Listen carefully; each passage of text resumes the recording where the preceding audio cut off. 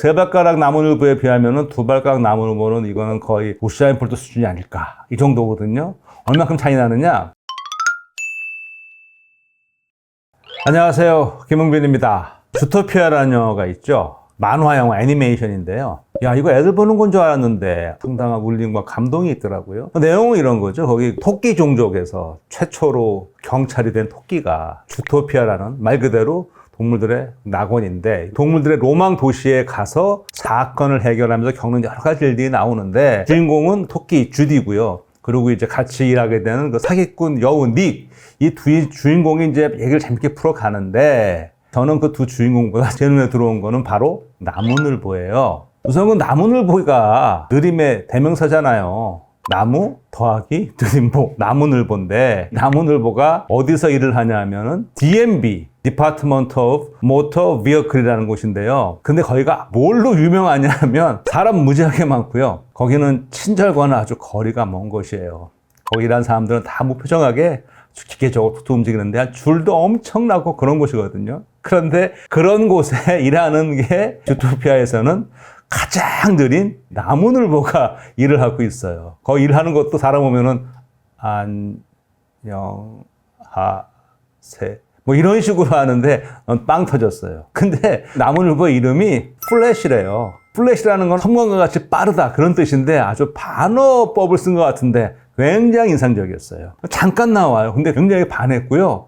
그리고 이따 나중에 말씀드릴 텐데 맨 마지막 장면에 정말 반전으로 다시 한번 이 플래시 나무늘보가 등장을 합니다. 나무늘보는요, 분류학적으로 보면 포유류 빈치목 나무늘보과에 속해요. 앞니하고 송곳니가 없어요. 그러니까 이제 이가 좀 없다고 해서 빈치목이라고 그러죠. 어떤 종은 아예 이가 없기도 해요. 이 빈치목에 속하는 걸로 우리한테 익숙한 게 나무늘보가 있고요. 또 하나 개미핥기, 여기에 속합니다. 현재 지구상에 살고 있는 나무늘보는요, 두 종류예요. 둘 다 뒷발가락은 3개인데요. 앞발가락이 2개이면은 두 발가락 나무늘보, 3개면은 세 발가락 나무늘보라고 그러거든요. 그런데 그 주토피아에 나오는 나무늘보는요, 플래시는요, 세 발가락 나무늘보예요. 정말 탁월한 선택이라고 생각합니다. 왜냐? 둘 다 느린데 세 발가락 나무늘보가 더 느려요. 세 발가락 나무늘보에 비하면은 두 발가락 나무늘보는 이거는 거의 우사인 볼트 수준이 아닐까. 이 정도거든요.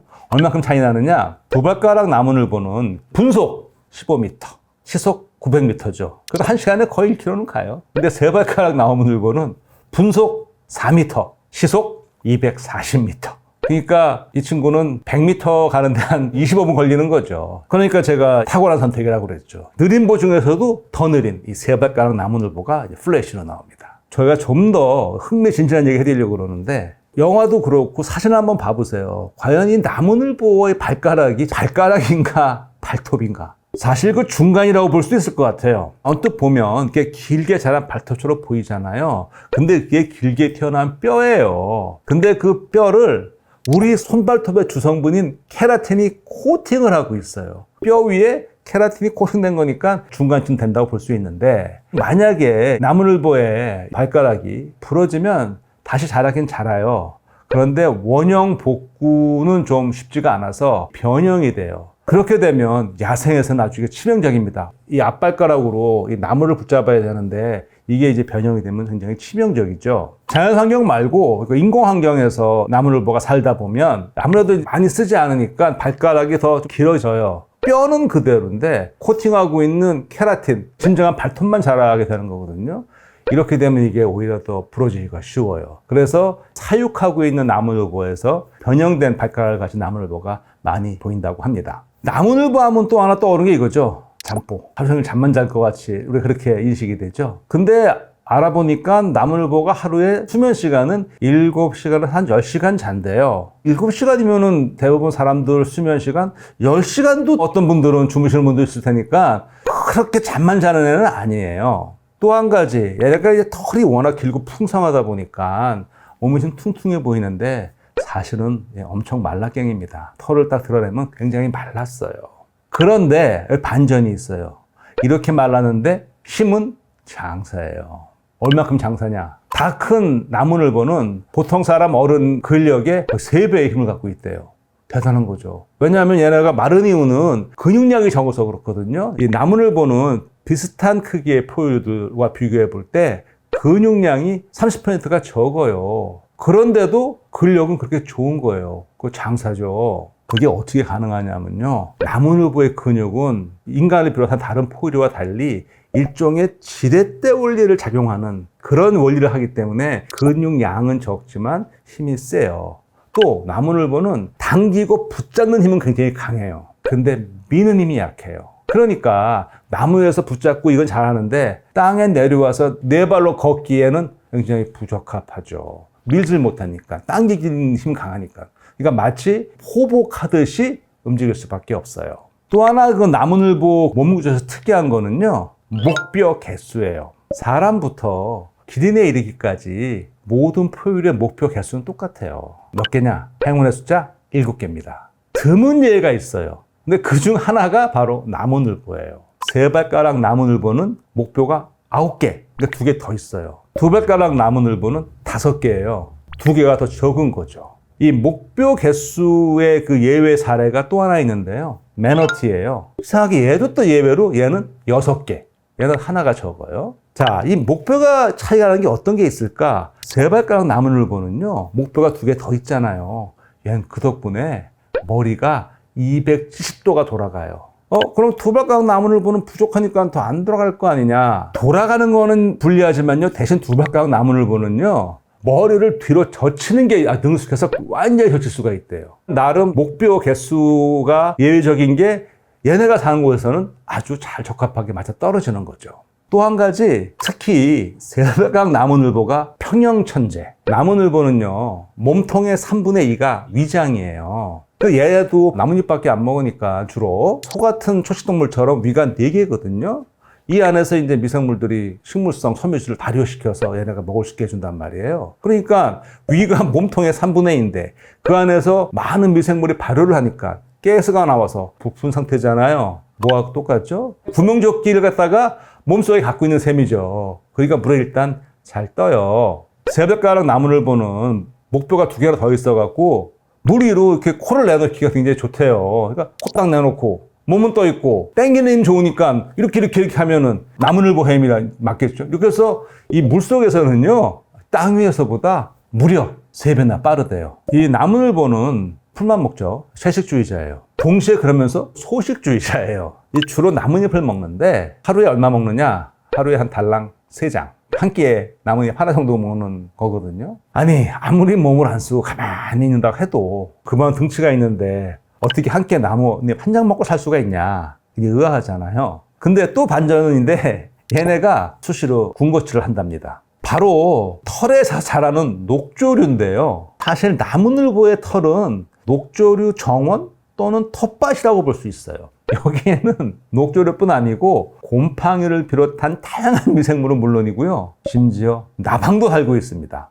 그러니까 이게 이렇게 볼 수 있을 것 같아요. 특히 세발가락 나무늘보는 나뭇잎을 따는 수고도 귀찮다. 하루 3입만 먹고 가만히 있다가 자기 털 손질 이거 쓱 해서 간식으로 그냥 수시로 소식을 즐길 수 있는. 근데 이 나무늘보 털도 조류를 키우는데 굉장히 좋게 돼 있어요. 나무늘보 털을 현미경으로 보잖아요. 그러면 독특한 홈이 있어요. 그러니까 일종의 수경 재배를 하는데 수로 기능을 한다고나 할까요?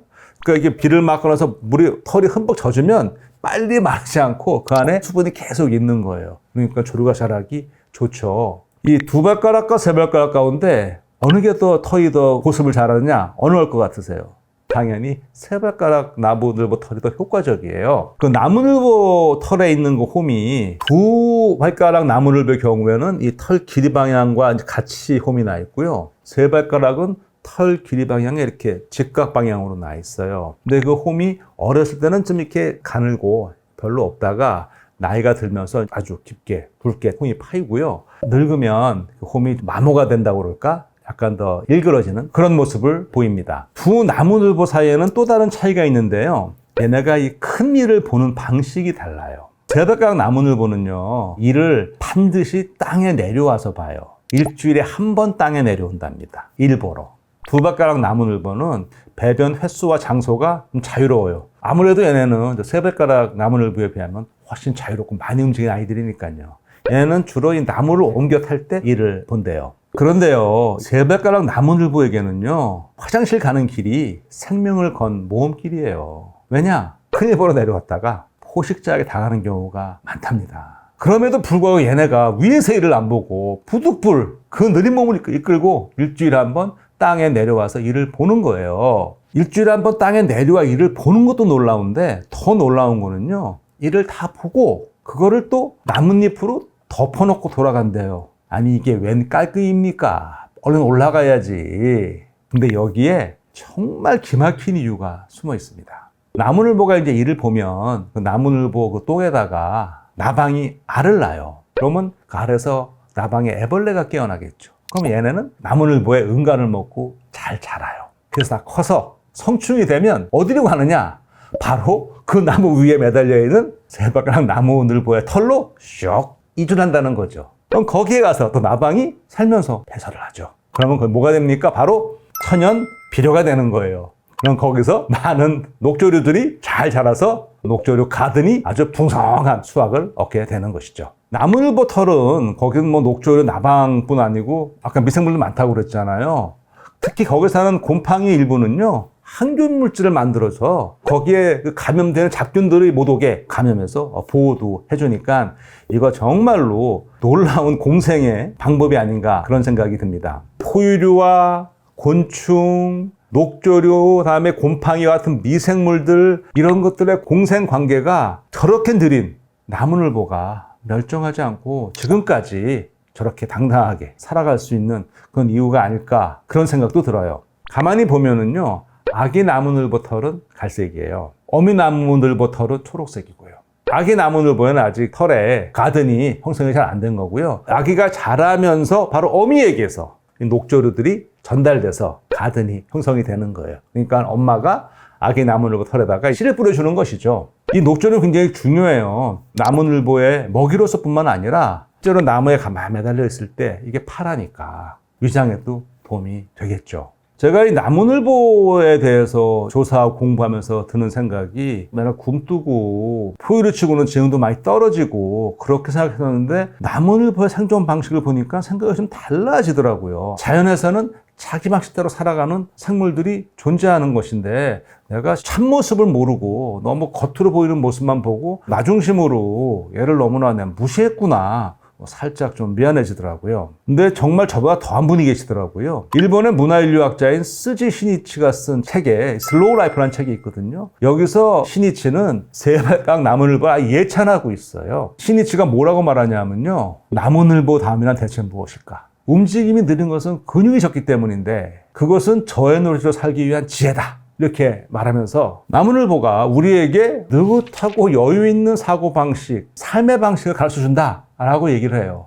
그러면서 신조어를 하나 만들었어요. 나무늘보가 영어로 슬라트잖아요. 슬라트에 붙여갖고 슬로소피라는 그런 말을 만들어서 나무늘보에게서 삶의 방식을 좀 배우자 이런 말까지 했답니다. 나무늘보 사는 걸 보고 우리가 그것까지 배우자 그건 아닌데요. 이건 있는 것 같아요. 한 번쯤 우리가 이렇게 아주 바쁘게 살아가는 일생에서 한번 잠깐 멈춰서 생각을 할 수 있는 계기를 주는 것 같아요. 다시 아까 주토피아 얘기로 돌아와서 그 영화가 끝날 때 굉장한 저한테 울림과 감동을 줬거든요. 거기서 주는 얘기는 개성 존중과 자존감 회복, 그리고 나아가서 우리 사회에서 서로 다른 이웃과 어떻게 더 잘 지낼 수 있는지, 어떻게 편견을 극복하고 이해하고 화합할 수 있는지 그런 방법을 제시해줘요. 마지막 장면에서 주디, 토끼 경찰이 아주 신나서 폭주족을 단속하는 장면이 나오는데요. 폭주족을 잡았어요. 엄청난 스포츠카를 몰고 가죠. 딱 잡아서 딱 문을 내리는데 누가 나오는지 아세요? 플래시. 나무늘보가 나와요. 제가 또 빵 터졌다는 거 아닙니까? 나무늘보가 보기엔 그냥 느려 보여도 마음만은 또 폭주할 수 있다는 거잖아요. 우리가 잘 몰랐던 모습이죠. 이제 그런 어떤 겉보기로만 어떤 사물과 상대방을 판단해서는 안 된다는 그런 메시지를 주지 않나 그런 생각도 해봤습니다. 오늘의 응성문학 주토피아와 나무늘보의 참모습을 통해서요, 잠시나마 우리 자신의 삶에서 편견을 극복하고 다양성을 이해하며 존중하는 그런 방법을 한번 생각해보는 시간을 가졌으면 하는 생각에서 얘기를 해봤습니다. 이제 그 주토피아의 OST Try Everything 이게 듣고 싶어지는데요. 이거 들으면 아주 힘이 나거든요. 노래 들으러 가야겠습니다. 고맙습니다.